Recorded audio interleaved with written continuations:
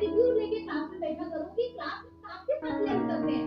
ऐसा नहीं है अभी पढ़ लेते हैं और इधर उधर ध्यान भटकता रहता है तुम्हारा, तो तुम्हें लर्न नहीं होगा कभी। मैं बार बार कहती हूँ 70-80% तो क्लास में लर्न हो जाना चाहिए। इतनी बार रिवाइज होता है बेटा तुम्हारी क्लासेस में, रिवीजन, एनसीईआरटी, फिर अगली क्लास में रिवीजन। तो ये एक्सक्यूजेस होते हैं, बहाने होते हैं, ठीक है। ऐसे बहुत बेहतरीन बेटा एग्जांपल है जो बेटा आपके फिजिक्स वाला में आप देख लो बेटा, समोसे का ठेला एक बच्चा लगाता था, उसका सिलेक्शन आई होप आपने स्टोरी देखी होगी, है ना।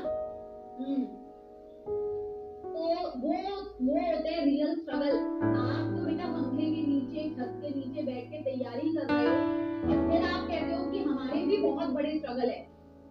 स्ट्रगल तो बेटा कंपेयर करने जाओगे तो आपका स्ट्रगल किसी से ज्यादा होगा, किसी से कम होगा। कंपैरिजन अगर करने जाओगे आप कभी जीवन में, पैसा कंपेयर करोगे, कभी किसी से ज्यादा होगा, कभी किसी से कम होगा।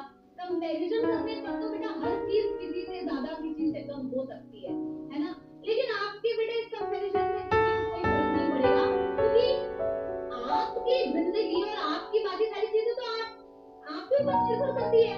आपके रोने धोने से कोई आपको बेटा वहां से अगर उठा के कहीं ऊपर पहुंचा के मेडिकल कॉलेज तक पहुंचा दे तो खूब रो, मिलके रो, मैं भी रोती हूँ तुम्हारे साथ मिलके, है ना।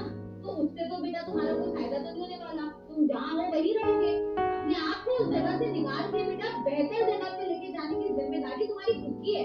और जब तुम ऐसा करोगे तो तुम अपनी ही नहीं बल्कि अगर तुम्हारे छोटे भाई बहन है उनके लिए भी इंस्पिरेशन बनोगे और उनको भी एक मोटिवेशन उनसे मिलेगी और कहीं ना कहीं तुम अपने आप को तो अपलिफ्ट करते ही हो और अपनी फैमिली को भी अपलिफ्ट करते हो बेटा। तो ये चीज हमेशा सोच के चलना कि अगर तुम अपलिफ्ट होते हो ना बेटा तो तुम अपने पूरे परिवार को कहीं ना कहीं अपलिफ्ट करोगे। तो वैसे ही व्यक्ति बनना है और